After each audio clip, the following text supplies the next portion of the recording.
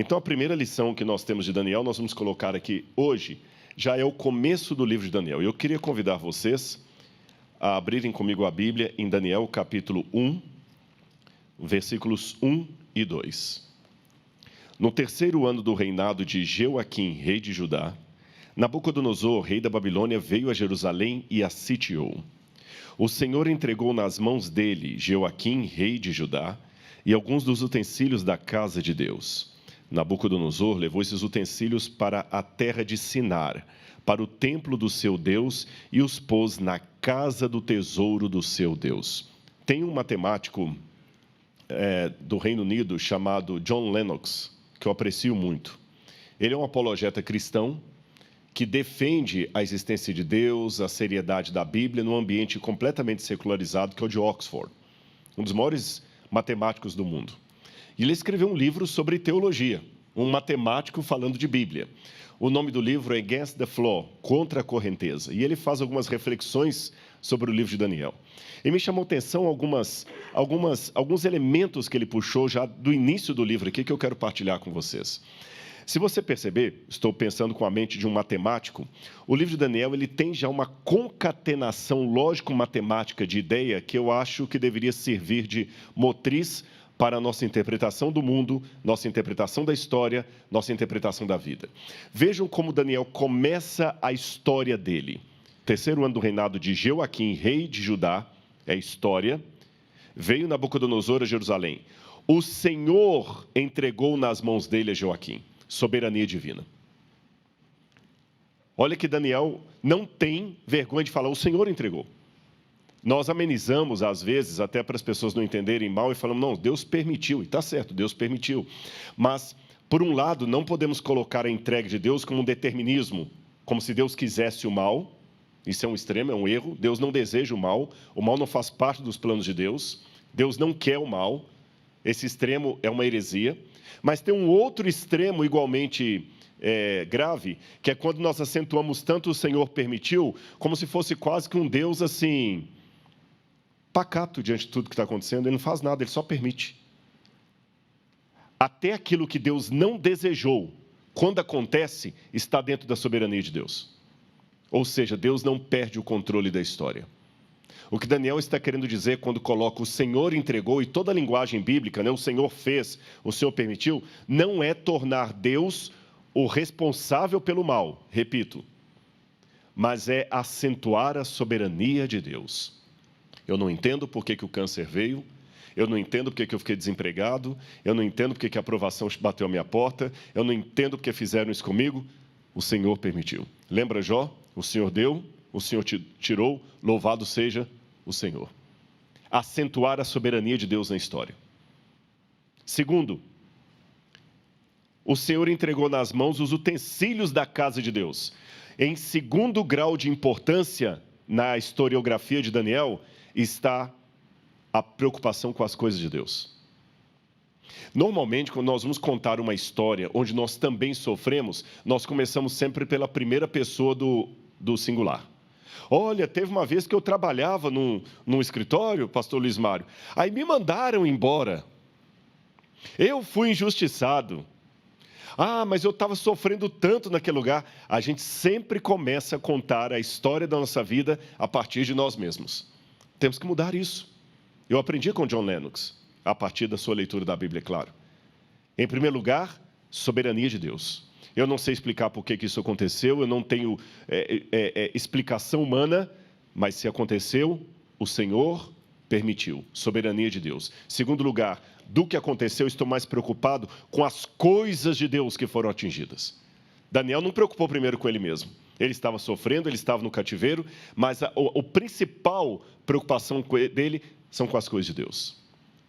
Aí, em terceiro lugar, que Daniel vai começar a contar a experiência dele e dos seus colegas a partir lá do versículo 3. Esses três elementos deveriam nortear a nossa história. Deus é soberano. Preocupar em primeiro lugar com o reino de Deus e sua justiça, e as demais coisas serão acrescentadas. E só em terceiro lugar que eu vou colocar o meu eu na história. Porque quando você se coloca na história antecipado por esses dois elementos, até o problema que você passa vai ter uma outra dimensão, uma outra ótica. Aprendemos isso já de cara com o livro de Daniel. Já que eu vou falar do contexto de Daniel, essa aí é a colina de Hilá, no Iraque.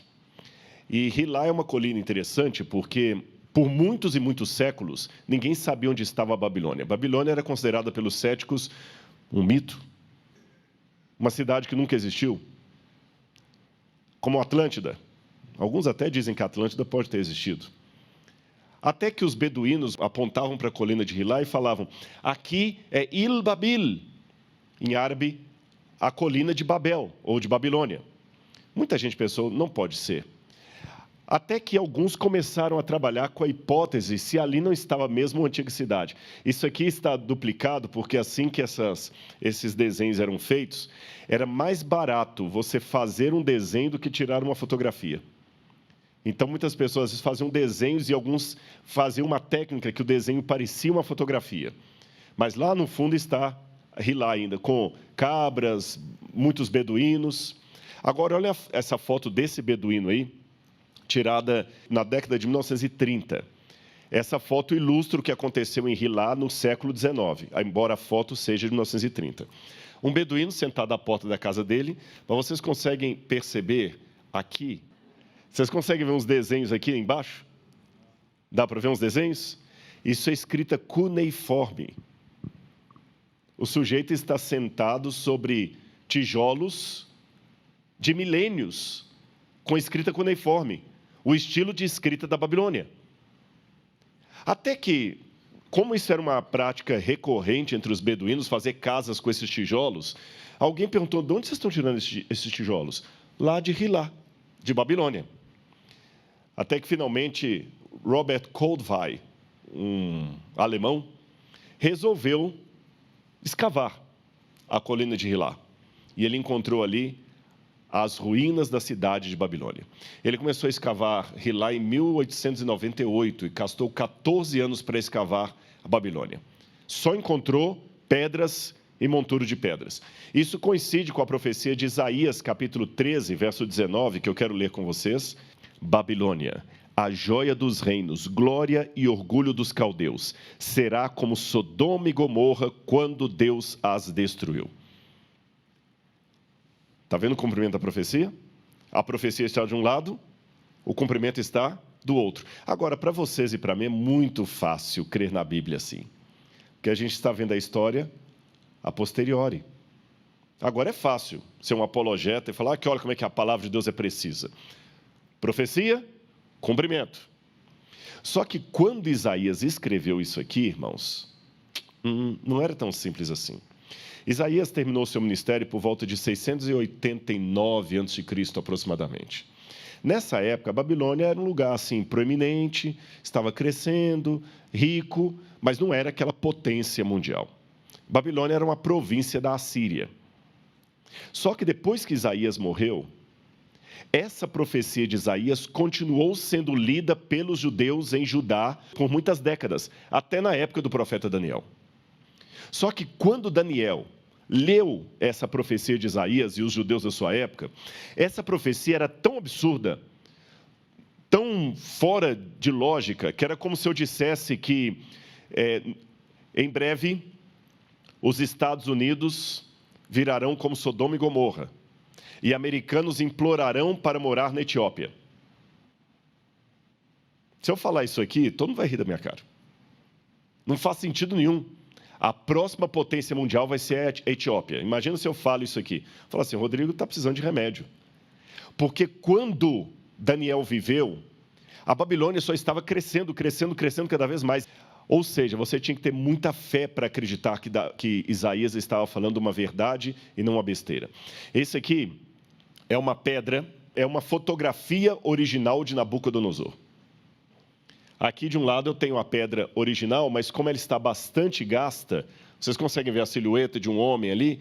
Então, essa outra imagem, ela facilita, que ela faz um contorno ali de amarelo na parte do... É a mesma pedra, de um lado e para o outro. A única diferença é que do lado de cá fizeram um contorno para facilitar a visão. O que vocês estão vendo ali? Um homem diante de uma grande pirâmide. É uma torre-templo. Essa torre-templo foi começada, a sua construção foi começada por Nabopolassar, pai de Nabucodonosor. E preste atenção nesse templo, porque durante a semana eu vou contar uma experiência que tem relação com esse templo e um artefato que está no Museu de Arqueologia do NASP. Esse templo foi, alguns acreditam, que o pai de Nabucodonosor queria reviver a antiga Torre de Babel. Há evidências históricas disso. Esse templo foi concluído por Nabucodonosor e ele era chamado o Templo do Entemenac. E ele ficava no coração da Babilônia.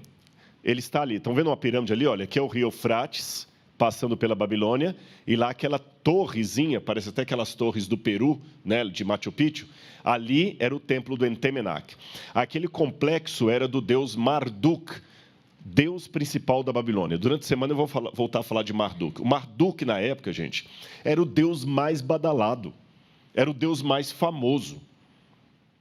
Se eu posso fazer uma comparação de popularidade, é como se o Deus de Israel fosse TV Novo Tempo e Marduk fosse CNN. Entendeu?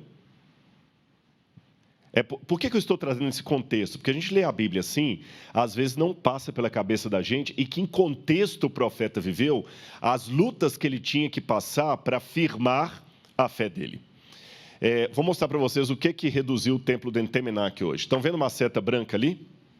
Ali onde está o templo do Entemenac. Está não, esteve. Hoje só dá para ver o alicerce dele, depois que a Babilônia foi escavada por Robert Koldewey.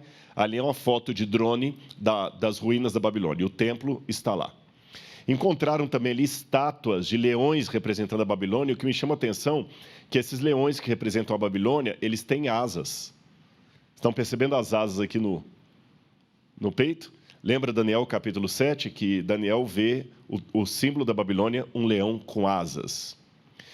O Salmo 137, 1 a 5, mostra a angústia quando os hebreus foram para o cativeiro da Babilônia.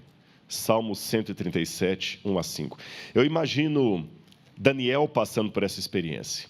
Esse salmo, a bem da verdade, ele foi um salmo de peregrinação que os judeus cantavam, aqueles que continuaram morando no exterior, quando iam para o templo de Jerusalém nas festas sagradas, agora foi a Pêssar, né, recentemente. O verso 1 em diante diz assim: às margens dos rios da Babilônia, nós nos assentávamos e chorávamos, lembrando-nos de Sião.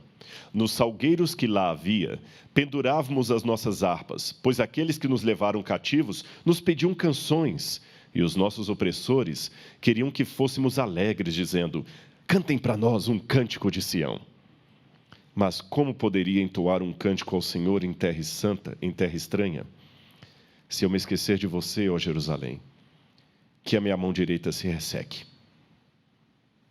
Esse era o sentimento de quem estava no cativeiro.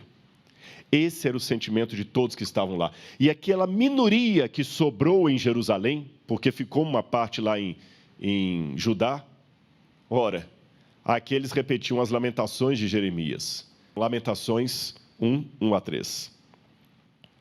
Olha a lamentação de Jeremias, onde ele sente a tristeza, a ausência do rei Josias, e ao mesmo tempo chora pela tragédia que se abateu sobre a cidade de Jerusalém. Como já solitária, a cidade outrora populosa, tornou-se como viúva, a que foi grande entre as nações. Princesa entre as províncias, ficou sujeita a trabalhos forçados.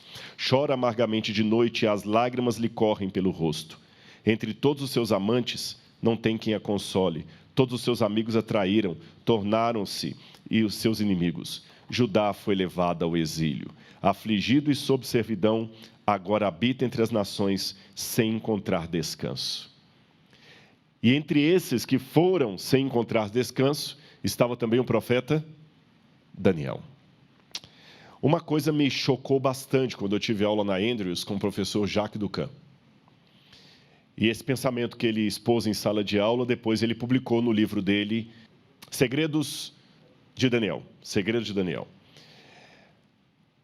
Eu vou falar qual foi o pensamento que me chocou, e essa possibilidade não é uma certeza absoluta, mas é uma possibilidade real. Vocês estão vendo esse painel? É um painel assírio. Aqui você tem o rei assírio, que está aqui, com barba, recebendo um copo das mãos de um empregado. Aqui você tem um outro empregado, e aqui você tem uma criatura alada, que representavam os lamaços que ficavam diante do trono da divindade.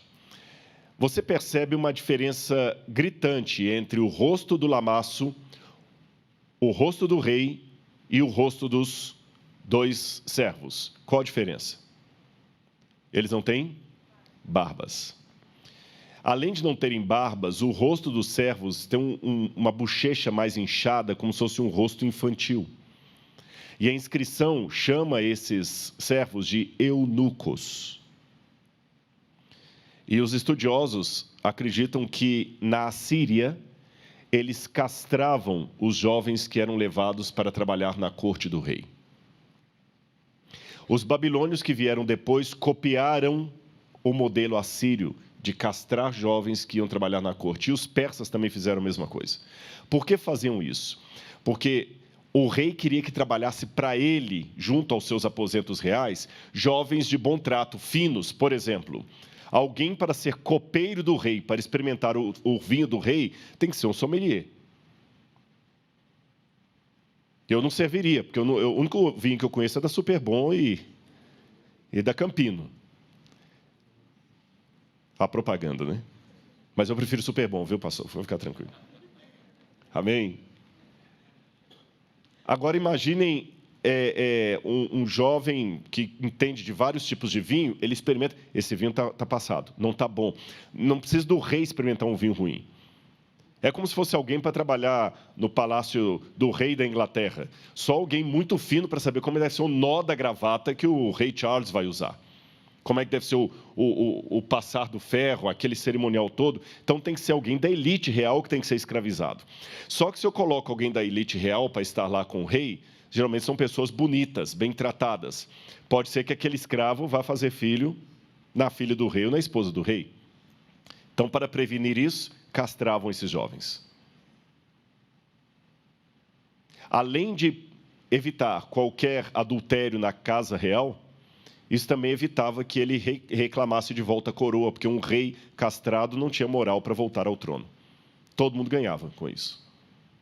A partir disso, o Dr. Jacques Ducan questionou: será que Daniel também não foi eunuco? Olha que interessante essa profecia de Isaías, capítulo 39. Isaías 39, verso 7.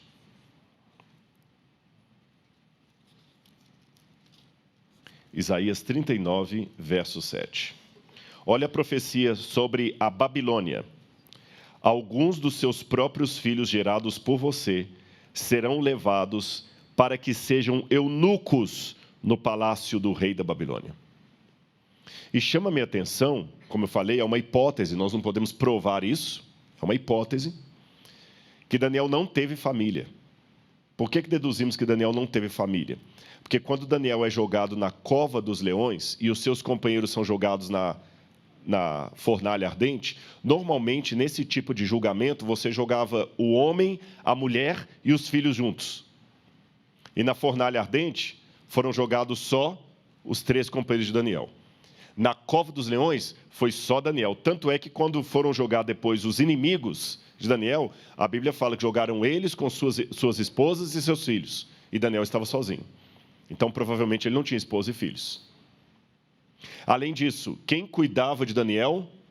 O chefe dos eunucos. O chefe dos enfermeiros. Quem trabalha com ele, novamente, é enfermeiro. O chefe dos advogados são os advogados. O chefe dos eunucos. Será que Daniel também se tornou um eunuco no palácio da Babilônia? Não posso afirmar, mas existem alguns bons elementos aqui para conjecturarmos isso. Mas ainda que isto não seja verdade, uma coisa eu posso afirmar: Daniel sofreu e foi escravo para a Babilônia. Mas para terminar a primeira das 4 reflexões nessa manhã, eu quero fazer uma pergunta retórica. Por que os babilônios vieram? Eu comecei essa reflexão lendo o texto que dizia: o Senhor lhe entregou nas mãos a Joaquim, rei de Judá. O Senhor enviou Nabucodonosor. O Senhor enviou os babilônios. Mas essa pergunta embute uma outra questão. Por que o Senhor enviou os babilônios? Porque o povo de Israel estava estudando a lição da escola sabatina, bonitinho, fazendo do bíblico, distribuindo livro, porque o povo quebrou a aliança. O povo estava em pecado. O povo estava cuspindo nos mandamentos de Deus.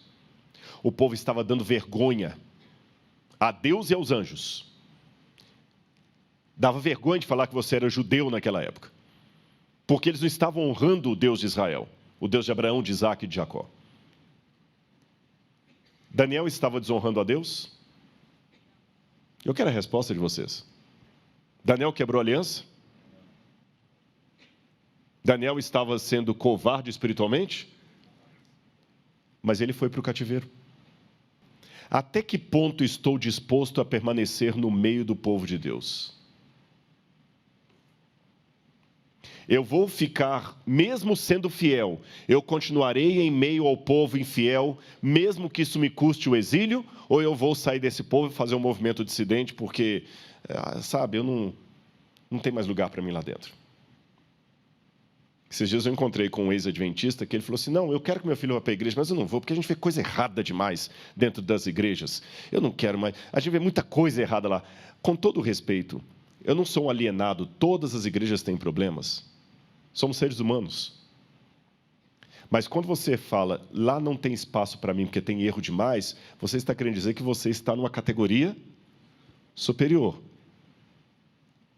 E eu pergunto, você está dizendo que é melhor do que o profeta Daniel? Porque Daniel continuou judeu, mesmo que isso lhe custasse um exílio que ele não teria razão para ser levado. Porque é uma questão matemática. Eu estou voltando ao John Lennox. Se o exílio vem porque a aliança foi quebrada, não é justo eu ir para o exílio se eu não quebrei a aliança. Quem quebrou a aliança foram os outros. Mas a submissão à soberania de Deus dá o imperativo: Senhor, eu vou com esse povo para o exílio. E quando no exílio eu estiver junto com esse povo, eu vou orar na primeira pessoa do plural, como Daniel orou: Senhor, nós temos pecado contra Ti. Nós temos pecado contra Ti. Até que ponto você está disposto a permanecer no meio do povo de Deus? Aquele povo que quebra a aliança, mas que Deus ainda não desligou. Aquele povo que ainda é a menina dos olhos de Deus. Você não vai passar pano sobre os erros do povo. Quando precisar, você tem que denunciar. Mas você está disposto a ficar no meio deles e sofrer até as consequências daquela quebra da aliança da qual você não participou? Ou você se acha melhor do que o profeta Daniel? Algo a se pensar. Que Deus abençoe a todos.